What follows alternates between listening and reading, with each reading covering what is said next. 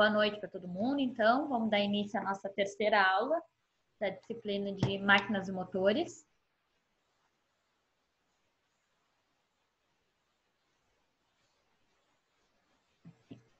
Vou espelhar minha tela para vocês aqui. E hoje a aula vai ser em cima somente da apostila, tá? Não tem nenhum material complementar. Hoje a gente vai falar, então, de trocadores de calor, tá? Em geral, a estrutura do trocador de calor ela é simples, né? Não envolve grande complexidade, só que existem mais de um tipo de trocadores de calor, tá? E aí é interessante nós conhecermos, até porque mais adiante a gente vai falar um pouquinho de refrigeração, tá? E é essencial ter noção dos trocadores de calor, como eles atuam, tá? Porque um ciclo de refrigeração de forma bem, né, simplificada tem como principais componentes 4 elementos, né? Sendo que 2 deles são trocadores de calor, o condensador e o evaporador, tá? Cada um tem uma função, mas estruturalmente eles são muito semelhantes. Então a gente vai conversar um pouquinho sobre todos os tipos de trocadores de calor. Vamos lá então. Vou só ampliar aqui um pouquinho, ficou meio curto. Então, sobre trocadores de calor, tá? Frequentemente estamos interessados em transferir energia térmica de um sistema para a vizinhança ou entre partes de um único sistema. Isso é feito através de equipamentos chamados trocadores de calor, muito comum ser encontrado na indústria, tá? Trocador de calor, então, é o dispositivo utilizado para realizar o processo de troca térmica entre dois fluidos em diferentes temperaturas, tá? Tem alguns modelos mais complexos hoje que usam mais de 2 tipos de fluidos. Um único fluido que eu vou refrigerar e eu posso ter 2 fluidos refrigerantes. Deixa eu anotar o colega aqui.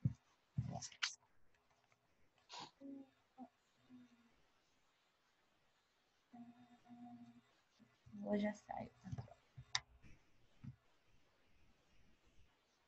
Esse processo, então, de troca térmica é muito comum em aplicações da engenharia. Podemos utilizá-los no aquecimento e também no resfriamento de ambientes, no condicionamento de ar, na produção de energia, na recuperação de calor e no próprio processo químico, tá? Rafael Gonçalves.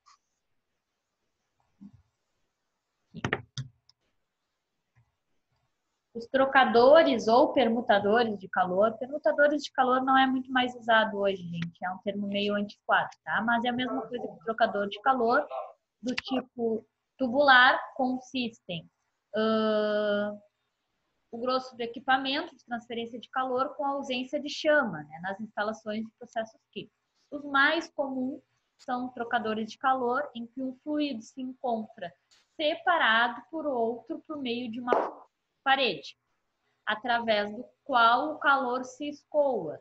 Esse tipo de trocador são chamados de recuperadores. Tá? Existem várias formas desses equipamentos, variando do simples tubo dentro de outro, até condensadores e evaporadores de superfície complexa. Tá? Quando a gente diz que ele é superfície complexa, é só para dizer que ele não tem apenas uma parede que divide os 2 tipos de fluidos, o fluido refrigerante e o fluido a ser refrigerado ou aquecido, né? Mas sim que ele tem uma estrutura complexa, então vai ser vários tubos, ou vai ser uma serpentina, tá? Entre estas, existem um vasto conjunto de trocadores de calor comuns tubulares.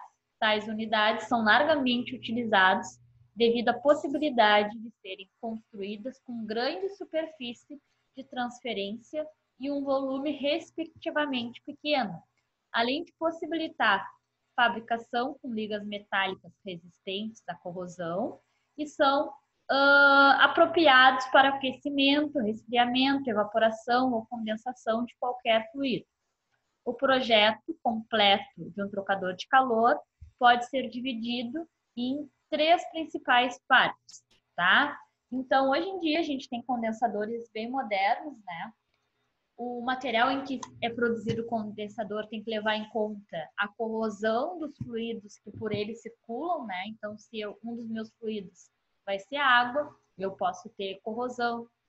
Dependendo do fluido, ele pode ter uma reação química com o material pelo qual escoa, tá? Então, eu tenho que ter essa compatibilidade de material com o fluido que eu estou usando, tá? Alguns fluidos refrigerantes, por exemplo, não são quimicamente compatíveis com cobre, que é uma tubulação bem comum, porque produz alto índice de corrosão, tá? Então, eu tenho que levar em conta os fluidos em que eu estou utilizando e o material do meu condensador, tá?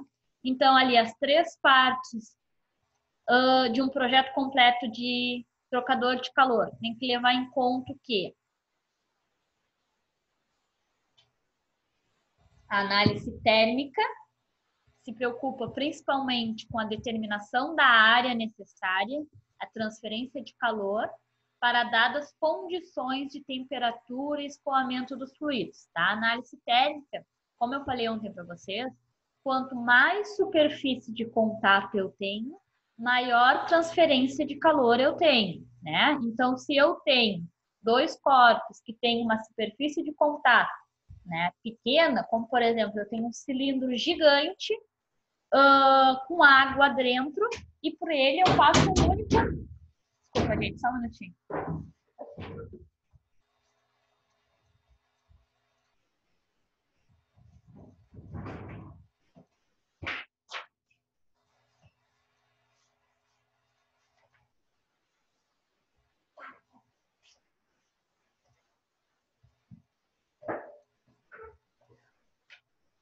O cachorro quase quebrou a porta para entrar aqui. De comporta, senão não vai ficar. Tá, o que eu estava falando, a superfície de contato, tá? Então, se eu tenho um grande cilindro, Leandro entrou, um grande cilindro, né, e passar uma tubulação de gás quente por ele, passar uma única tubulação, a minha superfície de contato vai ser apenas o diâmetro, né, dessa minha tubulação. Então, eu tenho uma pequena área de superfície de contato. Então, se nesse mesmo cilindro eu passar por ele várias tubulações, né, vários aletados, eu vou ter um aumento na superfície de contato e, consequentemente, uma troca de calor mais eficiente, tá? Outro dado que eu devo levar em conta, então. Projeto mecânico preliminar envolve considerações sobre a temperatura e pressão de operação, as características de corrosão de um ou dos ambos fluidos, né? As expansões térmicas relativas às tensões térmicas e a relação de troca de calor, tá? Então, quando eu estou selecionando o material do meu trocador, eu não tenho que pensar só na compatibilidade química, mas também nas expansões, né? Todo material metálico ele vai sofrer uma dilatação térmica com calor e também uma contração térmica no caso de resfriamento. Então, eu tenho que considerar essa dilatação e ver se eu não vou ter um problema estrutural, tá? E também tensões térmicas. No aquecimento, tensão térmica não é um problema, tá? Mas na refrigeração, tensão térmica é um problema justamente porque material metálico submetido a baixas temperaturas, ele se torna frágil, né? Ele vai se comportar, dependendo da temperatura, quase que como um cerâmico. Alta dureza, mas também alta fragilidade. Então, ele é pouco resistente ao impacto, por exemplo.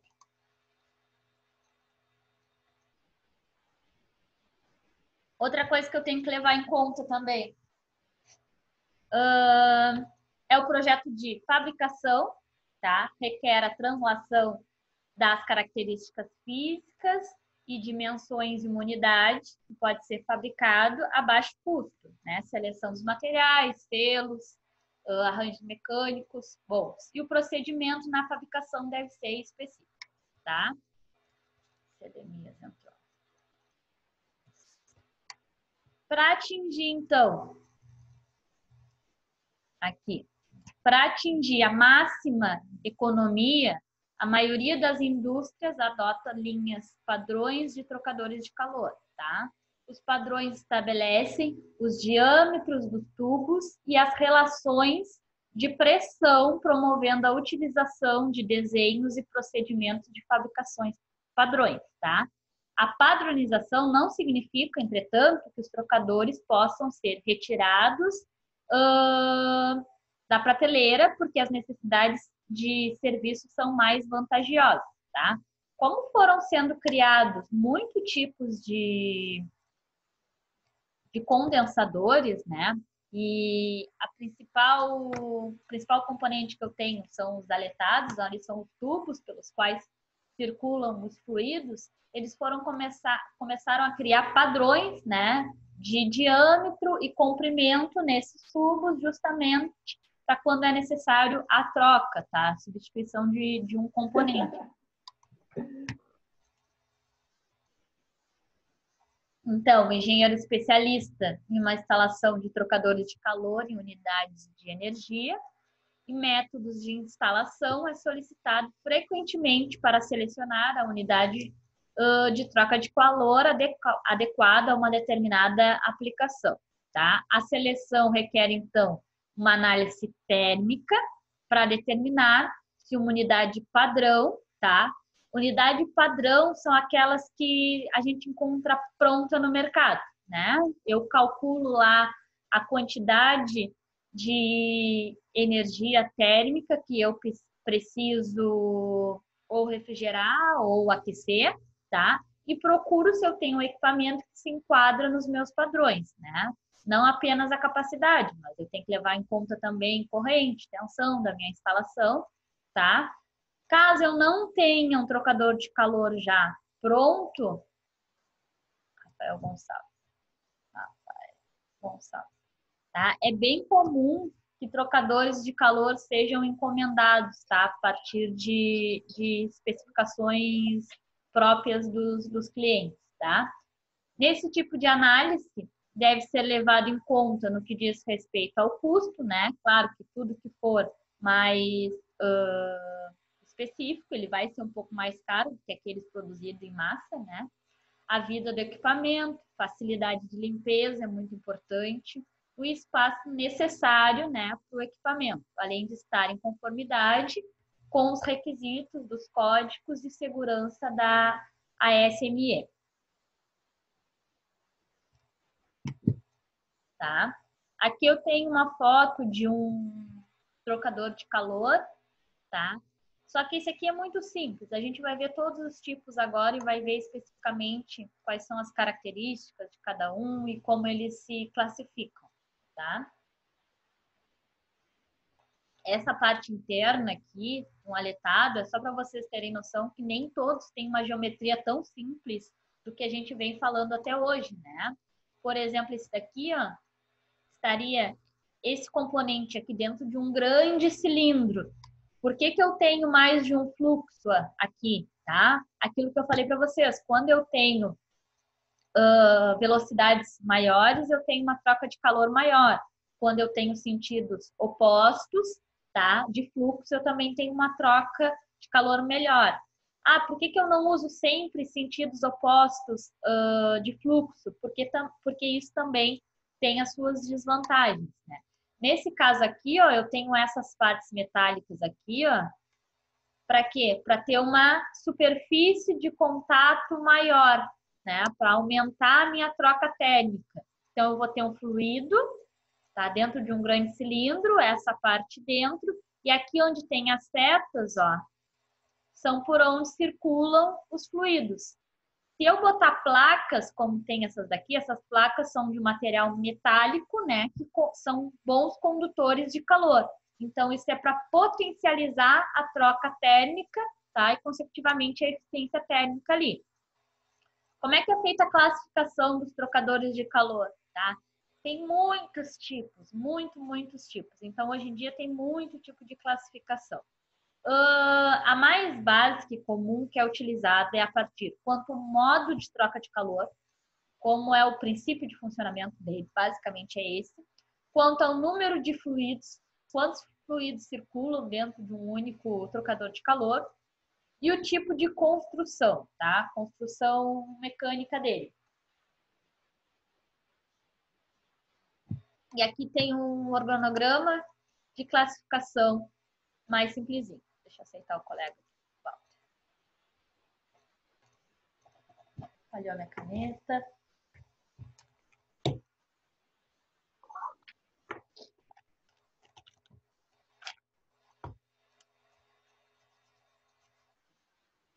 Classificação, então.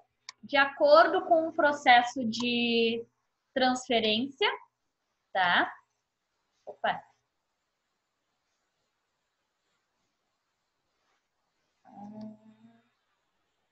Cadê o vídeo? Vocês estão me escutando, pessoal? Pessoal? Eu estou Eu sim. tô, Natália. Só a minha câmera que saiu agora um pouco, não sei por quê. Saiu Tá? Eu vou mexer aqui para ver. Saiu para mim aqui também. Tá, deu. Deu, para mim melhorou. Tá ok para vocês? Para mim, sim. Tá. Voltamos então aqui, não sei qual é o plano. Então, a classificação de acordo quanto aos processos de transferência, né? Que tipos de processo de transferência? Transferência do quê? Transferência de calor, né, pessoal? Eu posso ter contato direto e contato... Quem é que entrou agora? Não. E contato indireto, tá? O mais comum é contato indireto, que é quando eu não tenho o contato propriamente entre os fluidos, né? Normalmente eu tenho material metálico no meio, que vai ser ou a parede do meu componente, ou a parede do meu cilindro, tá? E posso ter o contato direto, é quando os fluidos realmente se encostam. É bem mais incomum, tá? No contato direto, vai ser o contato direto com os fluidos, e no contato indireto, eu tenho dois tipos ainda. Eu tenho contato indireto com transferência direta ou tipo de armazenamento. A gente vai ver com calma o que é cada um dos dois, tá? Além do como acontece a transferência, eu posso ter classificações também de acordo com o tipo de construção dele. Eles podem ser tubulares, né? Terem tubos cilíndricos normalmente, ou podem ser do tipo placa, tá? Do tipo tubular, eu tenho carcaça e tubo, tubo duplo e serpentina, tá? A minha área, pelo menos, né? Quando a gente fala em refrigeração e climatização, normalmente eu tenho tubulares, tá, gente? E alguns modelos tipo placas, tá? Mas esses daqui, os tubulares, são bem comuns, tá? Então é interessante vocês conhecerem o que são trocadores de calor, carcaça e tubo, duplo, tá? E serpentina, que é o mais comum, assim, até de identificar. Vamos começar por este lado aqui, da classificação, tá? De acordo com o processo de transferência de calor. A gente viu, então, que ele pode ser direto e indireto. Vamos falar dos indiretos primeiro, tá? Em um trocador de calor de contato indireto, tá? Os fluidos permanecem separados e o calor é transferido continuamente através de uma parede, né? Pela qual se realiza a transferência de calor. Os trocadores de calor indireto classificam-se em trocadores de transferência direto ou de armazenamento, tá? Lembrando que as paredes do meu equipamento, pelo menos as paredes internas, a parede do trocador de calor, né, como um todo, a gente tenta isolar para ela não trocar calor com o ambiente. Só que a parede, o material, né, dos tubos internos, a gente escolhe um material que tenha alta condutibilidade térmica, que tenha um poder de transferência de calor alto, tá? Desses dois tipos de contato indireto, eu tenho transferência direta e armazenamento. Vamos falar como é que acontece quando a transferência é direta, tá? Nesse tipo, há um fluxo contínuo de calor do fluido quente ao frio, através de uma parede que o separa. Não há mistura entre eles, pois cada corrente permanece em passagens diferentes, tá? É designado como um trocador de calor de recuperação ou simplesmente como um recuperador, tá? Alguns exemplos de trocadores de transferência direta são trocadores de placa, tubular, superfície estendida, tá? Então, gente, eu sempre vou classificar dessas duas formas. Nesse aqui, ó, os mais comuns de contato indireto. Quem está nesses de contato indireto? Tá o tubular, tá o tipo placa. Então, eles podem ser carcaça tubo, tubo duplo, serpentina, tá? Então, a primeira classificação é quanto ao contato e depois quanto à estrutura. Esse aqui, ó, mais simplesinho, contato direto. O que eu tenho aqui, ó? Uma fonte de calor, que não interessa de onde vem, se é por queima, se é por aquecimento, tá? Eu tenho uma fonte de calor, eu vou ter um ar quente ou um gás, tá? Vou ter um vapor ou um gás. Qual é a diferença de vapor para gás, gente? A água, quando é aquecida, é um vapor. Quando eu tenho a queima de um combustível, o produto disso é um gás, tá? Então, não é porque está na fase gasosa que é tudo a mesma coisa. Dependendo do fluido, quando ele está na forma gasosa, ele é um gás. Quando ele está na forma gasosa, ele pode ser um vapor, tá? Então, quando eu tenho a queima, eu tenho um gás oriundo da queima. Quando eu tenho aquecimento da água, eu tenho um vapor de água, tá? Mas aqui eu tenho um fluido quente, provavelmente na fase de vapor, tá? E aqui embaixo é minha entrada de fluido, vai passar uma serpentina por dentro e vai ter uma saída de fluido, tá? Normalmente o fluxo é assim, tá? De baixo para cima. Por quê, gente? O fluxo de entrada do fluido normalmente é de baixo para cima. Palpites?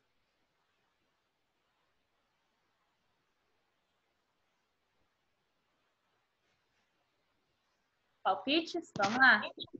Que o calor sobe? Não, o calor sobe, mas se eu botar o fluido por cima, o fluido não vai se obrigar a descer? Aí vocês vão responder, o líquido desce? Pense de uma forma mais técnica, a gente conversou sobre isso ontem.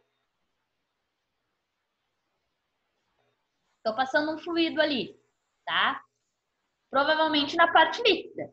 Conforme ele vai aquecendo, ele tende a se tornar um vapor. Um vapor o quê?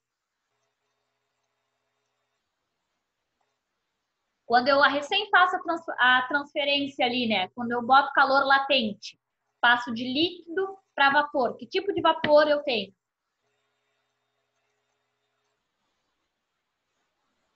Vapor saturado? Vapor saturado. Que é o quê? A mistura, né? Do vapor com gotículas de água.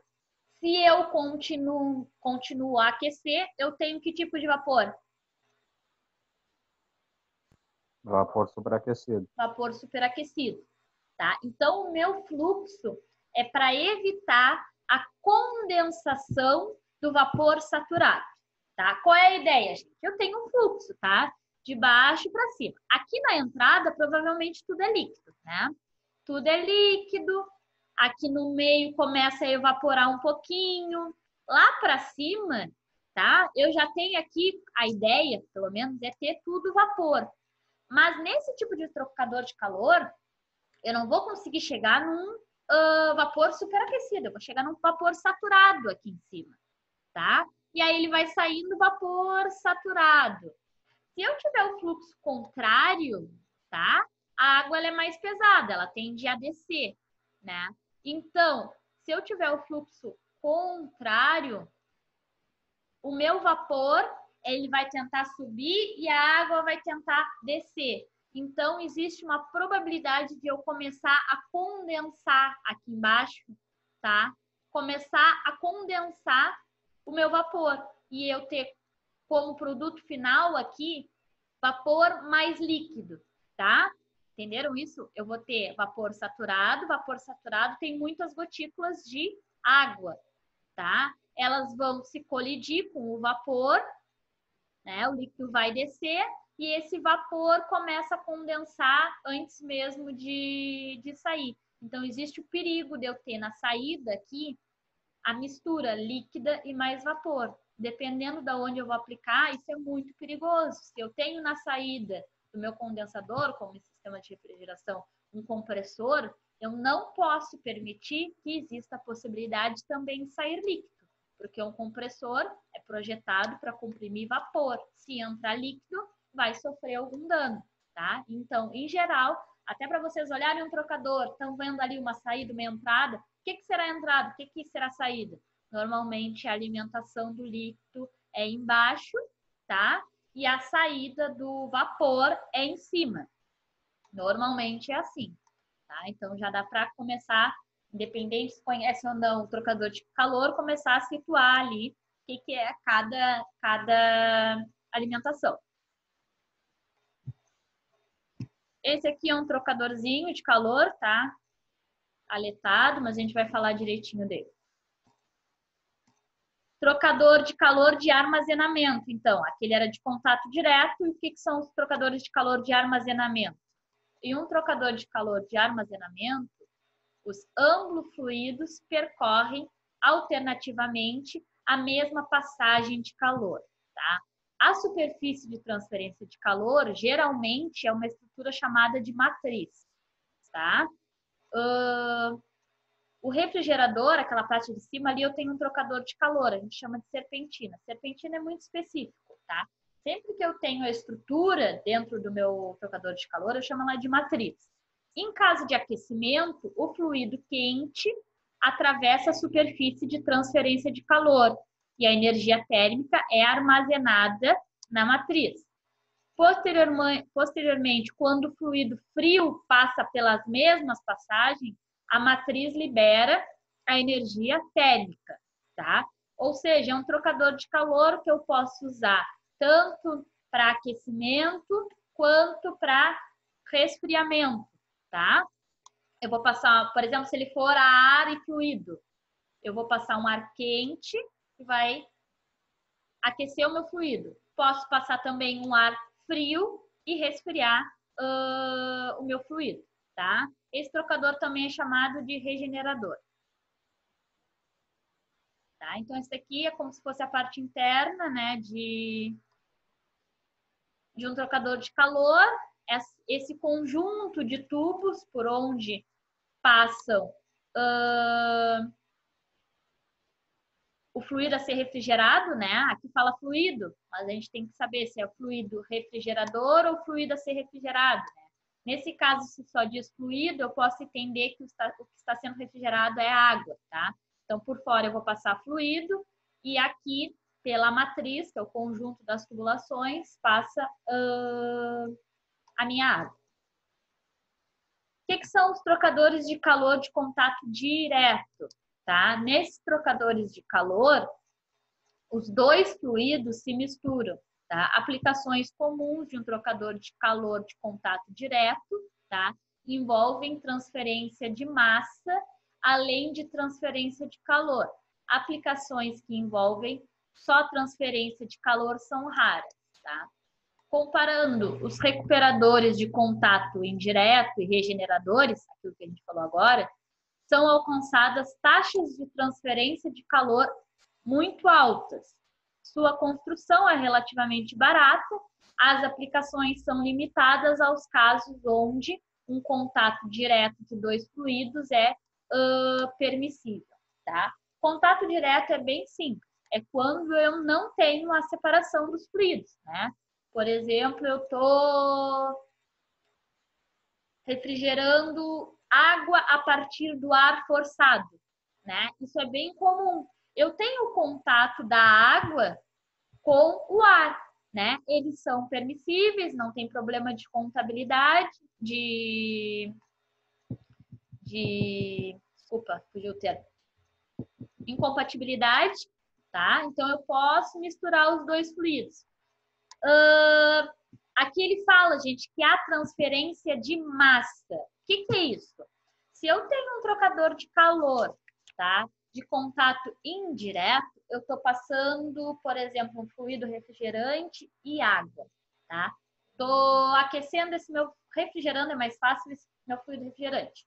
Um vai passar pelo lado externo das tubulações e o outro vai passar pelo lado interno. Se ele não está tendo contato, né? As paredes das minhas tubulações não permitem esse contato, eu não tenho transferência de massa. O que é transferência de massa? Eu passo 10 quilos de água e passo 10 quilos de fluido. No final, eu vou continuar com 10 quilos de água e 10 quilos de fluido. Eles não se misturam. Quando eu tenho contato direto, tá? Os dois fluidos se misturam, sempre acontece alguma reação química, tá? Que em algum fluido é favorecido. Um vai ficar com um pouco mais de massa, o outro vai ficar com um pouquinho menos de massa, tá? No caso de dois fluidos, é um único fluido, né? Porque é mais comum. Água, eu tenho ar, tá? Que eu vou ter partículas de água no ar e vou ter a água que eu quero refrigerar. Como eu estou fazendo a ventilação forçada, tá? Para gerar o resfriamento da minha água, normalmente eu provoco nisso, tá? Evaporação da água na qual eu estou refrigerando, tá? Não vai ser uma grande quantidade. Por exemplo, eu quero refrigerar uma caixa de 1.000 litros. 100 litros evaporam e eu fico só com 900. Não, é uma taxa bem pequena que evapora, né? Uma porcentagem muito pequena. Mas parte desses meus 1.000 litros, um pouquinho vai evaporar devido à ventilação forçada. Por isso que quando eu tenho, por exemplo, refrigeração de água e ar, tá? E eu acabo evaporando a minha água, eu tenho que ter um controle de nível para reabastecer a quantidade de água que evapora, tá? Isso que quer dizer, então, transferência de massa. É quando um fluido acaba afetando na quantidade, podemos dizer assim, tá? Do outro. No caso de refrigeração forçada a ar na água, que é bem comum, tá? Aqui fala que são relativamente baratos, né? Como eu não preciso ter um equipamento mecânico com muito material, né? Porque eu não preciso ter todas as paredes, superfícies de contato, eu acabo gastando menos material. Então, e também não preciso de uma grande tecnologia, então são equipamentos normalmente baratos. E ali fala, ó, que são alcançadas altas taxas de transferência de calor. Por que vocês acham que no contato direto eu tenho altas taxas de transferência de calor?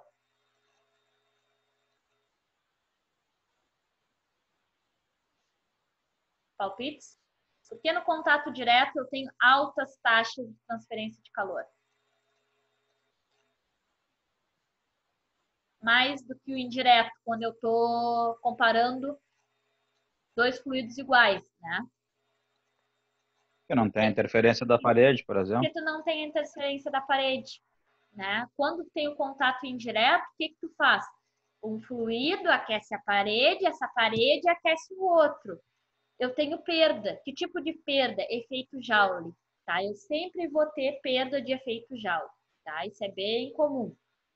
Então, quando eu não tenho essa parede para aquecer, a minha transferência de calor é direta.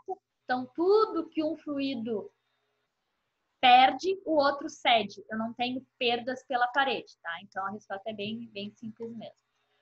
O meu único empecilho, né, é quando eu preciso trabalhar com fluidos que não são compatíveis, tá?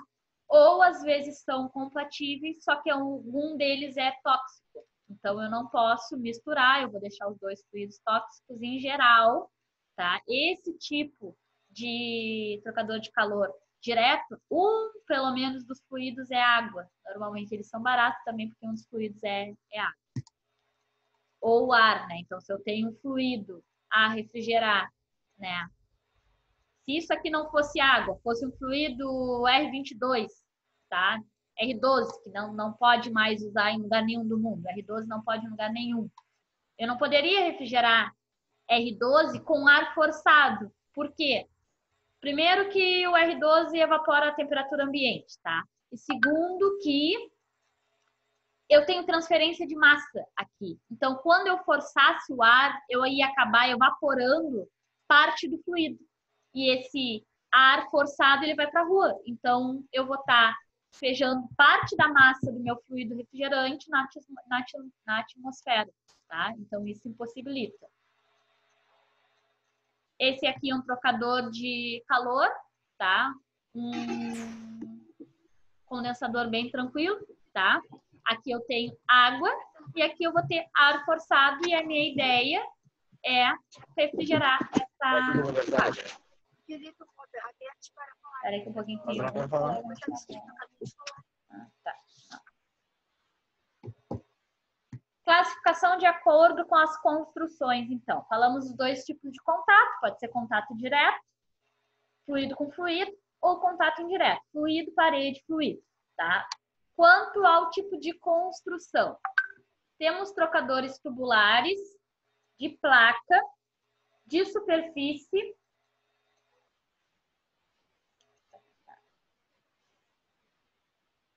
Para atender o colega aqui, alguém vai entrar agora. Tá. Até me perdi atendendo aqui.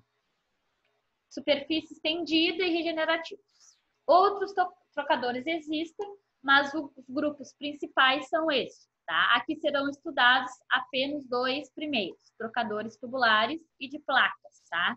Que abrangem, hoje em dia, 90% do mercado de trocadores tubulares, tá? E de placa. Vamos falar primeiro dos tubulares, tá? São geralmente construídos com tubos circulares, existindo uma variação de acordo com o fabricante. São usados para aplicações de transferência de calor líquido, né? Uma ou duas fases, tá? Estes trabalham de maneira ótima em aplicações de transferência, calor, gás-gás. O que é líquido-líquido? O que é gás-gás? Tá, gente? É o produto final que eu tenho. Eu posso ter líquido-líquido, ou seja, um líquido quente, mas ainda no estado líquido, aquecendo outro.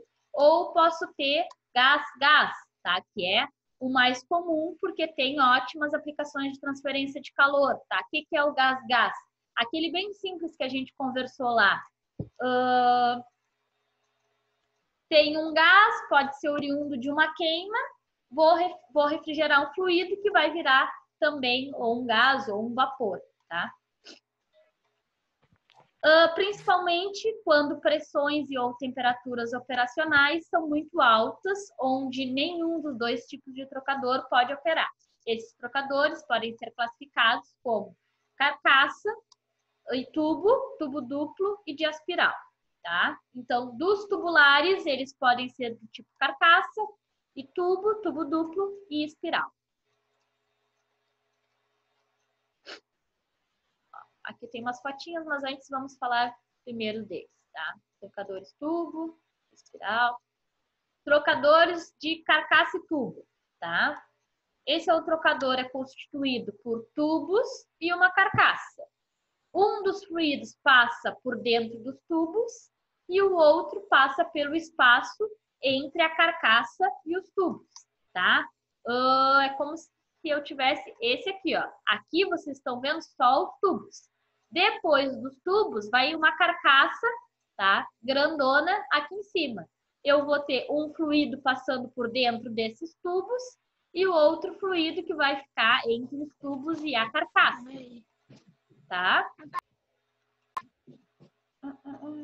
Existe uma variedade de construções diferentes desses trocadores, tá? Dependem da transferência de calor desejada, do desempenho, da queda de pressão e dos métodos usados para reduzir tensões térmicas, tá? Prevenir vazamentos, facilidade de impurezas, facilidade de limpeza, para conter pressões operacionais e temperaturas altas, tá? Então, esse daqui é um dos mais comuns, tubo carcaça, só que as variações dele são gigantescas, né? Esse daqui tem vários tubos. Alguns podem ter menos, outros podem ter mais. Essa aqui vai ser um diferencial, isso aqui a gente chama também de espelho, tá? É a parte superior e inferior do cilindro, se ele estiver de pé ou deitado de um lado e de outro, tá? Isso daqui tem construções diferentes de um outro, vai depender da pressão e das temperaturas que eu trabalho, né? Porque aqui eu tenho um material metálico.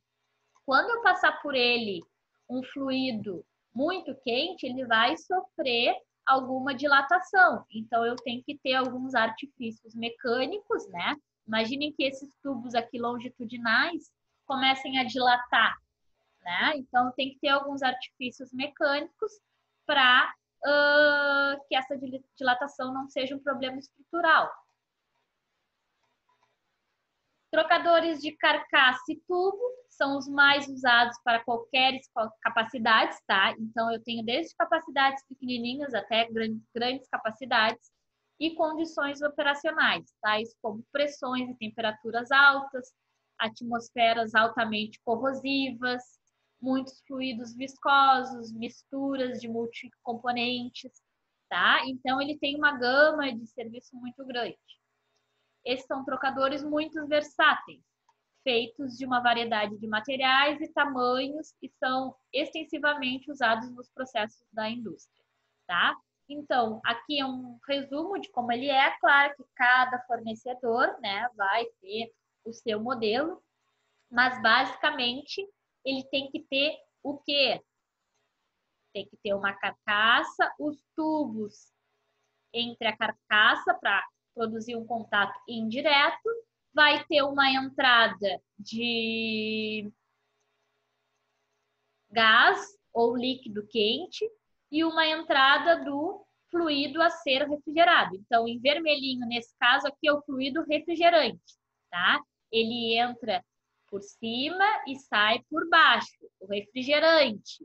E o a ser refrigerado é sempre como o fluido que eu quero refrigerar, entrada por baixo e saída por cima, né?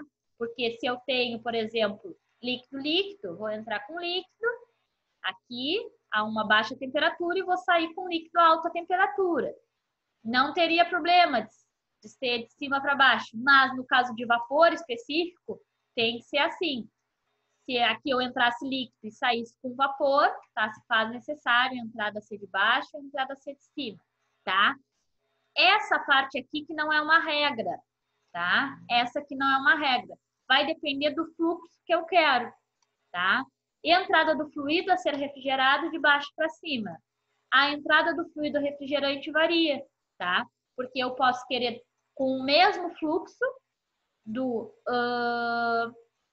fluido a ser refrigerado, eu posso querer de fluxo reverso, tá? Então, isso aqui não existe uma regra, tem que ter o cuidado. Esse aqui é o mesmo desenhozinho. Agora, trocador de calor tubo duplo, tá? Trocador de calor tubo duplo consiste de 2 tubos concêntricos, tá? Ou seja, eles estão no mesmo eixo, podemos dizer assim.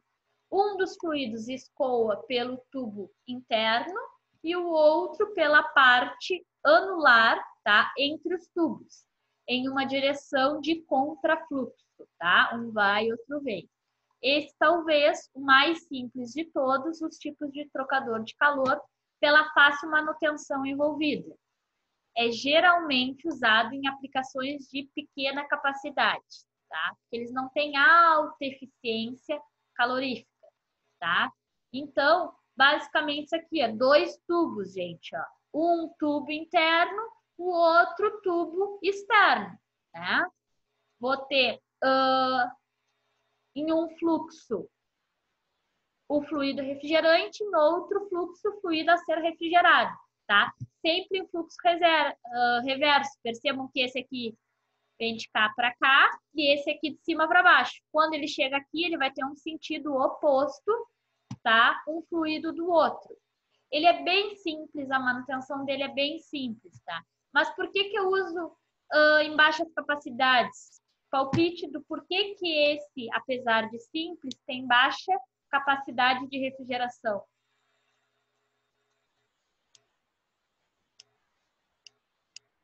Por que esse tem capacidades menores que o tubo carcaça, por exemplo? É menos área a passar Isso. o produto? Exatamente, gente. Por causa da área de contato. Aonde que eu tenho área de contato? Ó? Aqui e aqui. Aqui dentro não vai acontecer uma troca térmica, vai acontecer só na área de contato. Ele é muito simples, a manutenção é muito legal, bem, né? Só que ele não tem grande eficiência térmica. Pode ser que aonde eu quero entregar, não preciso, ele é ótimo porque ele é simples. Só que, como eu tenho um único tubo, a minha área de contato, de transferência de calor é pequena e eu não tenho uma alta capacidade. O outro lá é muito parecido, só que tem vários tubos espaçados, então tem uma área de contato muito maior, tá? Então é só por isso que ele tem uma eficiência térmica menor. Depois de trocadores de calor de tubo aletado, tá? São geralmente construídos com tubos cilíndricos ou chatos, tá? Onde são instalados aletas.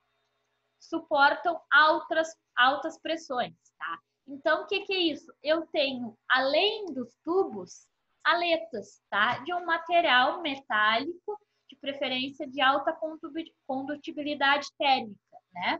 Como o calor ele vai se dissipar no metal, eu vou aquecendo todo o metal e eu vou tendo maior área de superfície de contato. As aletas, então, o único intuito dela é aumentar a área de contato. Ó, aqui, ó, em que parece ser cobre, né, pela cor, é os tubos, né? Pelo tubo, vou passar... esse aqui parece até aqueles... Não é, né? Porque tá em cobre, prata. Mas não parece aqueles aquecedores de ar de quarto de hotel? Aqui passa um gás, né? E aqui por fora vai passar o ar, né? Bem parecido. Mas além de ter só os tubos, eu também tenho as aletas, né? Porque o gás vai passar por dentro dos tubos. Esse aletado está em contato, né? Se vocês aquecerem a ponta de um metal, esse calor vai sendo conduzido e o metal vai aquecendo como um todo. Então, o ar, quando passa por aqui, ele não colide apenas com os tubos, ele colide também com as aletas. Então, ele tem uma superfície maior e assim ele consegue ter uma capacidade calorífica maior, tá? Trocadores de calor em serpentina. Esses tipos de trocadores consistem em uma ou mais serpentinas, tá? Que são tubos circulares, ordenadas em uma carcaça. A transferência de calor associado a um tubo espiral é mais alto que a um tubo duplo, tá? Além disso, uma grande superfície pode ser acomodada em um determinado espaço utilizando as serpentinas. As expansões térmicas não são nenhum problema, mas a limpeza é muito problemática. O que são as serpentinas, gente? É direitinho o que a gente tem dentro do refrigerador, tá? São placas que são unidas, né? Que tem determinada geometria que quando se unem formam, né, um tubo. Só que além do tubo, eu não tenho toda a parte da placa, que também é de material metálico, então eu vou ter um aumento da minha área superficial, com isso um aumento da minha eficiência térmica, tá? Ele é muito parecido com os aletados, só que os aletados são coisas separadas. Eu tenho tubos que eu boto aletas. As serpentinas são feitas, né, construídas com 2 ou 3 placas, mas em um único componente, não são tubos mais aletas, tá? Então, também é para aumentar a área de contato. Então, passa por dentro dos tubos o fluido refrigerante, vai ser aquecido toda aquela parte metálica e eu vou ter assim, uma troca térmica bem mais eficiente também, tá? Trocadores de calor tipo placa. Agora, então, tem os tipo tubos, né? Que podem ser quem? Tubo carcaça, duplo tubo aletado e serpentinas, tá? Mas todos são tubos. Depois dos tubos, eu tenho de placas, tá? Vamos ver como é que são os de placas. Esse tipo de trocador normalmente é constituído com placas planas lisas, tá? Ou com alguma forma de ondulações. Geralmente, esse trocador não pode suportar pressões muito altas, comparados aos de tubo equivalente, tá? De capacidade equivalente. Trocadores de calor de placa aletada. São constituídos de forma que as aletas com o tipo de construção são construídos de forma que as aletas planas ou onduladas são separadas por chapas planas, correntes cruzadas, contracorrentes ou correntes paralelas são arranjos facilmente obtidos, tá? Então ele vai passar por placas e não por tubos. Ó, tá? Então eu tenho várias placas. Por um lado vai passar o meu fluido refrigerante, pelo outro lado o fluido a ser refrigerado. Claro que eu vou ter um fluxo aqui no qual e as placas vão separar os meus fluidos. Eu não vou ter o contato direto, mas o que faz a separação não são tubos, e sim placas. Ó, esse aqui é um tipo.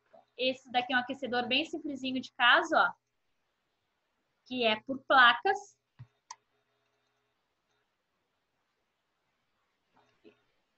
Esse aqui outro. Mas isso aqui que eu quero falar, ó. Quanto à disposição do escoamento, tá? Trocador de calor de correntes paralelas, tá? Ou seja, quando eles têm o mesmo sentido. Os fluidos quente e frio entram na mesma extremidade do trocador de calor, fluem na mesma direção e deixam juntos a outra extremidade, tá? Então, eles têm entrada e saída para o mesmo sentido. Trocadores de calor de contracorrente, tá? Os fluidos quente e frio entram em extremidades opostas do trocador de calor e fluem em direções opostas. Então, eu tenho aqui a entrada e aqui a saída. E aqui o outro fluido vai ter o sentido oposto, vai entrar por cima e sair por baixo. E existem também trocadores de calor de corrente cruzada, tá? Que aí é quando o sentido é transversal. Os fluidos, em geral, fluem perpendicularmente um ao outro, né? Aqui, ó, os dois fluem de forma horizontal. Só a entradinha aqui é vertical, mas eles fluem de forma horizontal. O de corrente cruzada, tá? Eu vou ter, por exemplo, esse aqui, ó, que é um trocador de calor aletado para refrigeração ou aquecimento de ar, né? O meu segundo fluido, nesse caso, normalmente é ar. Por aqui, em rosa, é o meu fluido refrigerante, tá? Ele vai entrar em um sentido, tá? No sentido do plano da folha para vocês, né? E o ar, provavelmente, o outro fluido aqui é ar, ele vai entrar perpendicular, tá? E quando a gente tem esse tipo de entrada de ar, a gente tem uma boa eficiência energética, mas a gente perde em alguns aspectos mecânicos, tá, gente? Porque a troca de calor para quando os fluidos estão perpendiculares, ela é alta, tá? Por quê? Quando eu tenho o mesmo sentido, eu tenho uma troca de calor. Quando eu tenho sentidos opostos, eu tenho uma troca de calor mais eficiente. Quando eu tenho perpendicular, é mais eficiente ainda. Só que eu perco um pouco dessa eficiência porque eu não tenho contato direto com com toda a superfície. O que eu quero dizer com isso? Olhem esse segundo desenho aqui que facilita mais o que eu quero explicar. Ó, tá? Imaginem essa setinha. Essa setinha aqui é uma parte do ar, tá? Essa aqui tá vindo por aqui, ó. Quando que ela vai ter o primeiro contato? Nesse segundo tubo aqui, certo? Então, aqui vai acontecer a minha maior troca térmica, que é o primeiro tubo que eu encostei. O que vai acontecer com o ar? Ele vai colidir com a tubulação, vai contornar e vai seguir, né? Nesse caso aqui, depois ele não encosta em nenhum.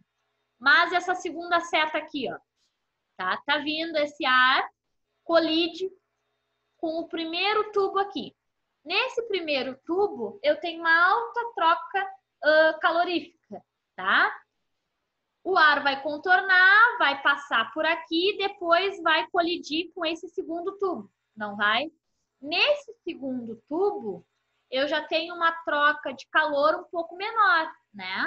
Porque o meu ar já foi um pouco mais aquecido quando bateu lá no primeiro. O que isso causa? Faz com que o equipamento não tenha uma troca de calor uniforme, ou seja, ele vai ter uma troca de calor muito mais eficiente, tá? Na face em que eu tenho a entrada do outro fluido. Então, no início aqui ó, do trocador, eu vou ter alta eficiência térmica, mas no final eu não tenho uma eficiência térmica tão interessante. Então, uma acaba compensando a outra, tá?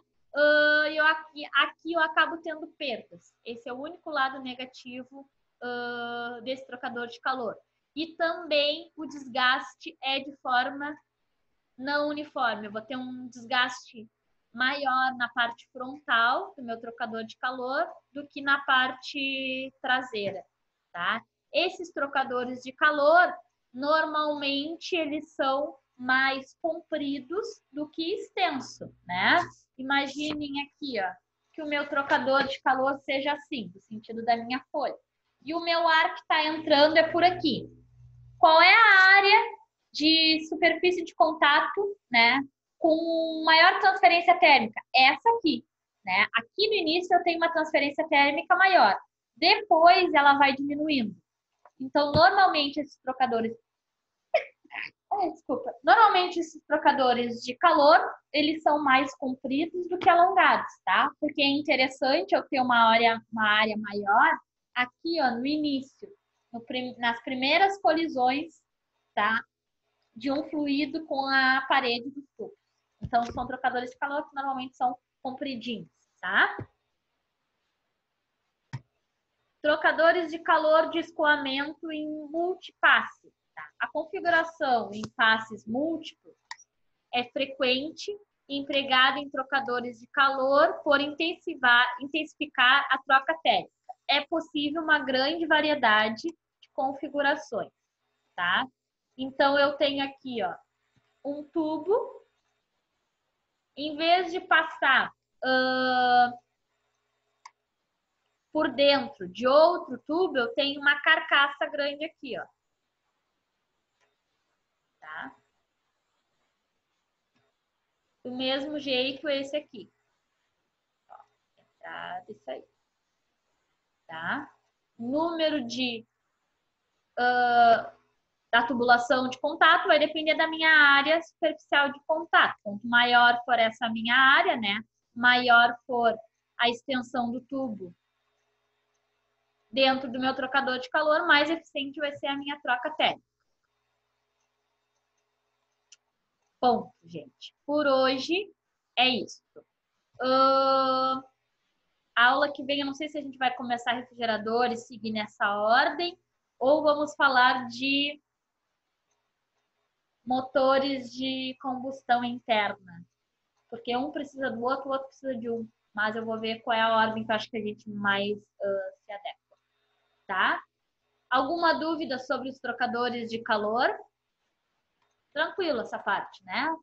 Normalmente é só para vocês conhecerem os tipos. Mas não é muito complexo. tá? Dúvidas, pessoal? Não, sim. Já que ninguém falou das dúvidas, quem falou comigo sobre os trabalhos? Os demais estão dispensados, gente. Até amanhã. Sobre os trabalhos, quem falou comigo, vou aproveitar para responder aqui. Deixa eu ver. O primeiro foi quem? Deixa eu ver. Aqui. Foi o Marcos, né? O Marcos está por aí? Então tá, tchau, tchau, Tô professor. aqui. Tá, gente. Deixa eu ver aqui.